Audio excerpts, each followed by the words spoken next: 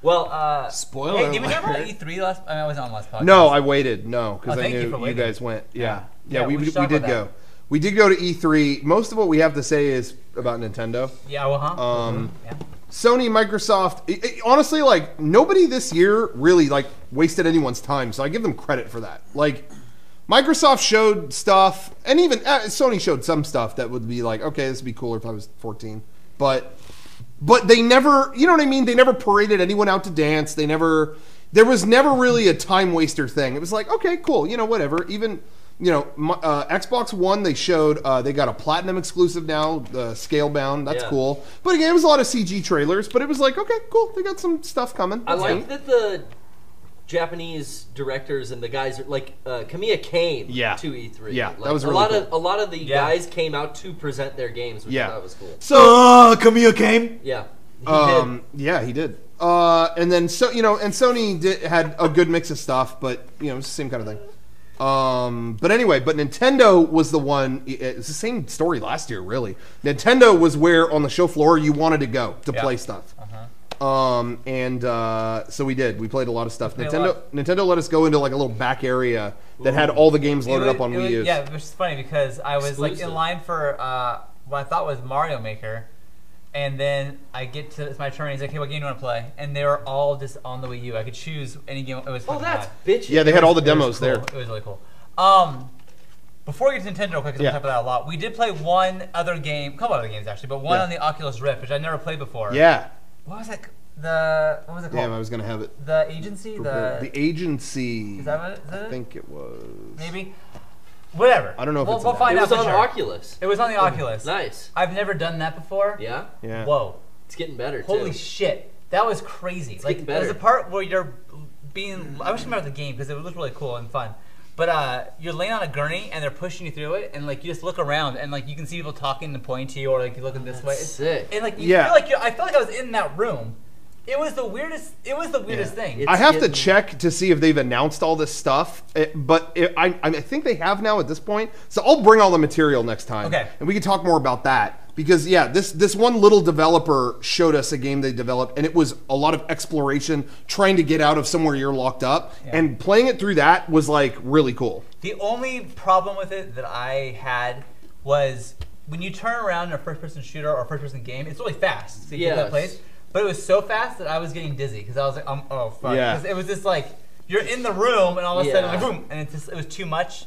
So I had to close my eyes when I did that. But besides that, it was fucking. And they crazy. apparently would that be disorienting though when you would reopen your eyes? No, that was fine. You would like close your eyes, turn your head, and open them. No. My character is moving around too, so like I closed my eyes knowing that okay, I'm gonna turn to the left and see what's down here real quick. Oh wow. So I did that and then I opened my eyes and I'm there and I. Wow. Look for the thing. Yeah, they're working on that too because they have a newer model. We didn't even use the newest model, but they have one that tracks your head even more. Okay, because I thought you were talking about the new. Because I've used the old one as well. The one they got now it helps a lot with that. There's a bunch of versions. Yeah, we used it almost like we just don't have the newest one. It was like I want to try that out. It was HD. I mean, you were in that room. It was so weird. Yeah. So yeah, we tried that out, and but anyway, but Nintendo back to Nintendo. Yeah, we pretty much tried every demo that they had, and we played a lot. It was us and there were a lot of the Game Grumps people there, and a few other people that we knew. Gerard was there. Gerard the completionist was there, and we all played Smash Brothers a lot. Yeah. We played that a long time. And that wasn't my goal going into E3. It's like I know what Smash Brothers is. I don't necessarily need to play it, but I'm glad I did. It was really, really interesting. Little Mac is my jam. Like I was doing so well with that character. Eric, you played for like an hour over the entire E3 week. I probably played for an hour to an hour and a half over the whole span of E3. Yeah. So man, that game is really cool. And Little Mac, you said by far was. Yeah. Well, next time we see this game playable anywhere, he's not going to be nearly as strong as he was. You think so? Yeah. Oh yeah. I think Nintendo's brilliant for doing this whole tournament and the whole thing that was attached to E3 with the Smash Brothers and getting the feedback and going over the footage that they streamed to see how to balance their game. Yeah. Because they've found out now that, which I'm sure everyone did, that Little Mac was a beast. I'm so fucking bad at that game. Like it's not even a question. I suck. So I was like, okay, Wii Fit trainer, fuck it. And I was doing pretty good. Like I did See, pretty I think well that's a cool as a Wii character Fit too. trainer. And every attack is a yoga pose. It was funny. No, Little Mac I liked just because I'm not good at airplay, you know, like whatever, and neither was he. So I really enjoyed that. But anyway, so that was really fun. Cool. We tried the Zelda. What is Hyrule Warriors? Hyrule Warriors. Yeah. That was so. Did you play that, Eric? Yeah. That was so fucking fun. Oh, that was that's cool. Great. And it looked great, too. It looked really cool. It's Dynasty Warriors with HD Zelda graphics on top. You can't go wrong. That's all I want. Cool. It was great. It was fucking rad. So that was super fun. Design, I've only seen like stills and stuff, but the character design looks like a little more, I don't know, adult. It's not so like child. No, it definitely wasn't adult. It was like they look like gruff kind of fighting characters. Yeah. And there was a 10-minute demo. It was fucking awesome. It was a ton of fun. Nice. You know the game that like came out of nowhere and was I think my favorite was Splatoon. Yeah, we all played Splatoon. So much fun playing Splatoon. That game looks good. But I don't know how it's going to go when you're playing not at a like we were like I was on a team with like it was like me, Kevin, Rocco, our friend Casey. It was like all of us on a team, but you have to have your own Wii U to play. You can't play like like on the same TV. So that's kind of weird. I think they did say in the past day or so it will have local multiplayer on one system. However, they worked that out. Huh. I don't know how. I don't know how that's going to work either. How would that work? I don't know. But split screen or something. Yeah. But regardless, it was. It was like it was a shooter, but you were using paint and stuff like that. Yeah. And your goal, it was honestly like kind of like Color the World mode in Battle Block Theater, where you were just trying to get your paint all over the floor as wherever you could to make it your color. Yeah. And then you could also transform into a squid to float in and out of the paint to like a warp to go under walls and like stuff like that. It was crazy. You also need to refuel paint, but you do that by going into it. And like that's how you refuel. And but it was also cool because let's say like I'm playing, I look on the map and I see oh shit, Rocco's in trouble. I can hit his thing on the gamepad and I shoot up and I go to Rocco and I start helping him out. Yeah, that's cool. It was so fun. I only watched the demo online that they showed, but it looked like such an interesting art style that fit into the gameplay. Yeah, and it looked just cute and fun at the same time. Yeah, like, I'm excited to play that. It's really funny, and people have already commented on this, but it's great because when Nintendo's announcing this stuff, and I remember they showed it in the keynote, I remember hearing people talking about why did they waste so much time talking about Splatoon? And it's like this is the company that people yell make a new IP all the time, and they did it, and you see exactly what position these guys are in, where people yell that every day, and then when you give them that, it's where's Metroid, So anyway. But anyway, so that was a lot of fun. Yeah. Unexpected surprise there. The best looking game, surprisingly, was Yoshi's Woolly World. Yeah, Woolly World. Woolly World, not Woolly World. That's vacation. This game, it was all yarn, and it looked so good. Yep. It was bizarre. It was crazy how it looked like real physical shit. That's cool. And everything in the game, they were telling me about it. They had Treehouse people there. They had important Treehouse developers brought to you by Nintendo at the show floor at E3. What? Oh, you can do it that time. All was written that out? was easy. But anyway, well, there's no pressure, but anyway, everything in the game was made to be a actual physical thing. Huh. There aren't just gems floating around. They're sequins. Things are made out of thread, others out of yarn, because others it's all are craft, arts and crafts. Yeah, they said we made a point that everything is from an arts and crafts store. It's not just a thing. Hey, there's so many people out there that are like, I'm a arts and crafts kind of guy in a way, but there's a lot of people that are really into that. Yeah. That game's going to be huge with them. Yeah. Like people that run Etsy's and stuff like that are all into crafting and making and selling stuff. That's fucking huge. Ego Raptor Aaron was at the show and specifically said, when we picked it up, I think it was him, said, this is like Etsy the video game. And I thought that was really fun. That's going to be really cool. But it's cool because like you are going through and you like collect, instead of like collecting coins, or you're getting balls of yarn. Yeah. And then you go up and you see like a wire frame for something, so you spit it up, you chew it up and spit it out, and it ravels that thing so you can jump on that platform. Oh, that's cool. Yeah. And if you ever see like a thread hanging from a wall, you can lick it and he'll eat that yarn, and then it unravels into a huge like cavern that you can go into, like hidden shit. Yeah.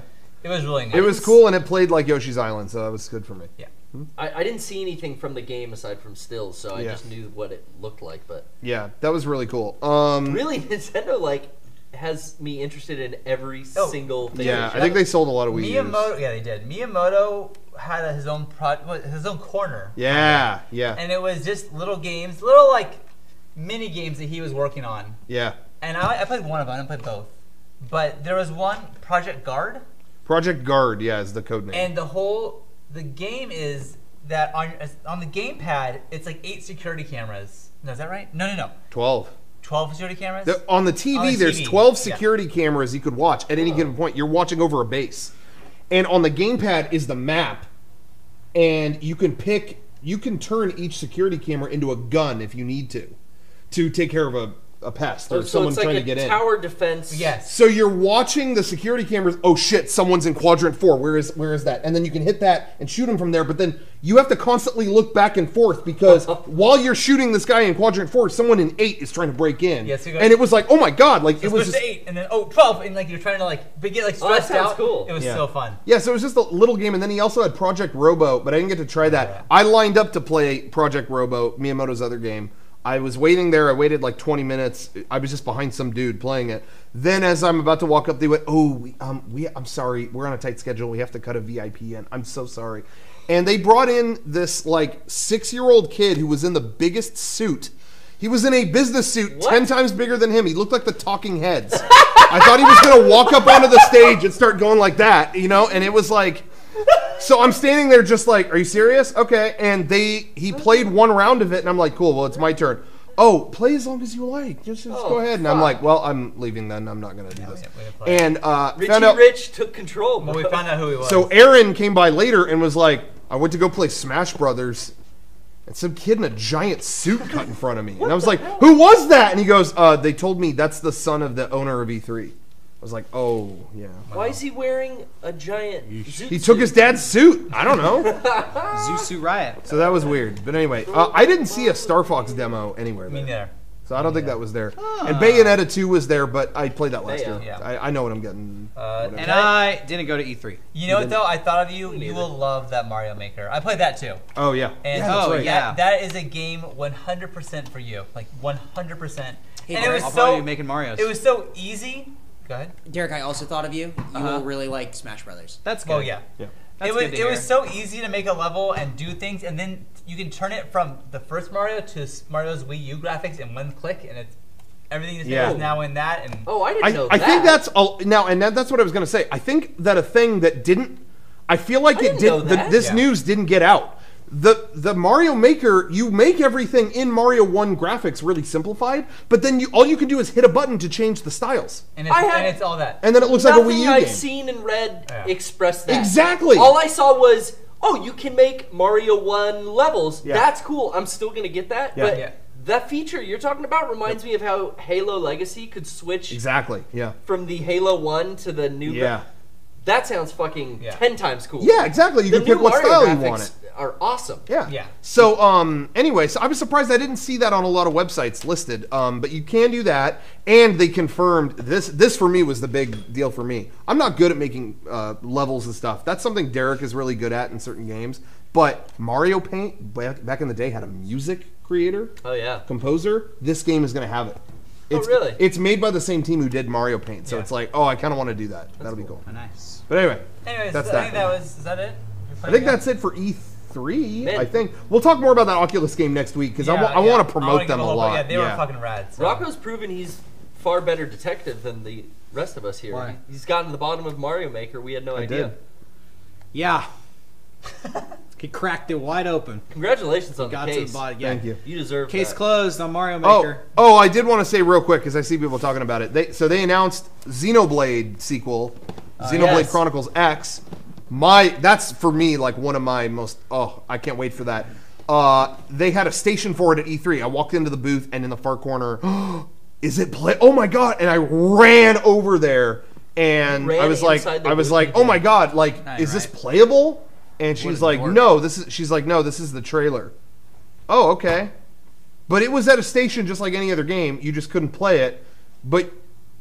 So I'm like, oh, well, I don't know if I saw the whole trailer, I guess. And she's asking me questions the whole time. It's like, I don't want to watch this with somebody. I'm going to leave.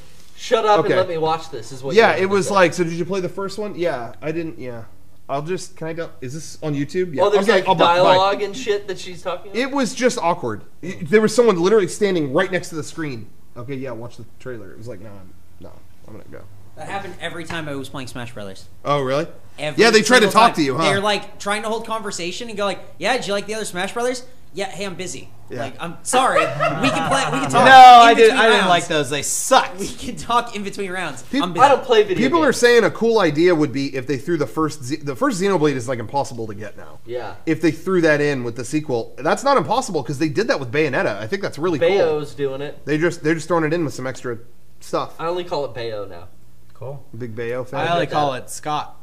This is like a play on words. It's like Cockney rhyming slang for Bayonetta. You call it Scott. Scott Bayo. Cool. Netta. Scott. Oh, now I get it. John was the girl in there. She's got long hair now. Yep. Anyway, yeah. So Nintendo, I think they fucking killed it. I thought there was so much. They were the one company that showed up with just saying, "Hey, we're not talking about like demographics or like lifestyle shit. Yeah. We're not taking ourselves seriously at all. Let's just have fun." Okay. Yeah. So that was great. With one exception, I will say my favorite thing that I saw at E3, period, just in terms of one game, me and my brother were walking around on the first day of E3 and we saw Konami's booth and it was like, shouts out. It's just kind of like white walls. There's that nothing was weird. There's nothing happening. That was really odd. And then a guy we know at Konami named Jay walked up and was like, "Oh, there's something inside it. Do you want to come see it?" I was like, "Yeah." Oh. And it was the Phantom Pain demo. Boom. Now they have released it on. They have released it online since then. But we got to sit in a dark little theater inside their booth with Sean Eyestone. Hideo was there. Oh my god. His assistant was there. And the reason why I bring this up is it was the most awesome demo ever. I mean, that game, like that trailer that came out set to that nuclear song was like. That blew me away. Yeah. I was like affected by that. I was stoked by all the stuff we've previously talked about, but for me, E3, all that mattered was all the stuff Konami and Kojima were letting us see of the Phantom. Well, that was by far the best trailer released during anything. Yeah. But regardless of anything else, they said, okay, we're going to play through like 30, 40 minutes of it. Do you want to check it out? It's like, yeah. So we were watching it, and it was awesome, and it's open world, and it's just it looks incredible. But it was that situation where E3 is just hot and sweaty and gross. And you're tired. They bring you into this dark, cold room to see this thing, and I'm with the there's like 10 other people in the room, and they're playing this demo, and I just start. Oh God. Oh, I shouldn't. Why am I nodding off? But it's such a. That's happened to me. I've been invited to private things before, and they're always in a dark thing like that, and it's like, oh my God, it's a 30-minute gameplay. Yeah. But how long are they talking to you before that? Well, regardless, it's just like, oh my God, this is the first time I've sat down, and it's like really cool in here, and oh my God. So then I'm like trying to snap out of it, and I look. Same thing's happening to my brother. Okay. But then I look to the left, and there's like 2 other press people that are both nodding off. And I'm like, oh shit, this is so rude. Like I got to wake up. And then I look, Hideo is sitting there, and his assistant is next to him, and she's smiling and going. You called him on the carpet. Whoa, throwing him under the bus. No, it was really funny. Everyone in the room was doing the same thing. I was riveted when I first watched it. I would not have been falling asleep. You shouldn't have said that story. You know what? When I went, this is totally unrelated, but I will make it related. Yeah. 8th grade trip to Washington, D.C. I went to Gettysburg. They took us into a little theater to like show us how the battle went down, and they had a model of the hills with like little fucking stupid Christmas lights. And it'd be like, here was the Southern Army. All these Christmas lights up, and then advance over the hills, and like subsequent rows of Christmas lights light up to move. I fell asleep. Every single person in my class fell asleep. And afterwards, we all had a big discussion about how we were pretty sure that room and the way the lights were flashing, it was just designed. Hypnotic. Yeah, it was like designed to be this hypnotic trick that just put you to sleep. Maybe they unintentionally made one of those. Yeah, I think that can happen. I think certain rooms that if they're dark and quiet and like there's like Soothing. subtle like lights moving in and out. Soothing. Dude, that'll put you to sleep. When you are at E3 or any convention, you'll know that like you get fucking tired. You're walking around all day. You're always like, it's a lot. Yeah. It's hot. It's miserable. It's loud. And to get away from that and be a cool area to sit down, yeah. Well, how many times have you gone to see a late night movie when you probably are a little too tired to, and you're just fighting to stay awake the whole time? It's the same thing. Yeah, heat just adds to that when you've just been walking around all day. But anyways, well, E3 was amazing. I had an awesome... And shouts out to Rocco. Shouts out. Yeah, hey, Rocco, shouts out to Thank you. He brought me a Diamond Dogs shirt back from Kojima. From Kojima Thank Productions. you so much. No like more than anything, I was bummed that I didn't go to get a shirt, and the fact that you could see all the staff wearing them. Oh, dude, and I saw his assistant was posting like, we're giving these away. We've got them. You know, if you watch the demo today, and when I texted you, half hoping you were gonna be like, yeah, we're gonna go watch the demo today. But then I found out while I was there, they had Diamond Dog shirts, and they only made like a few hundred or whatever. But then they said, oh, but Hideo made an Outer Heaven shirt, and they made like 5. I saw him wearing those. yeah. So that shirt was fucking rad. Yeah, that's a cool logo.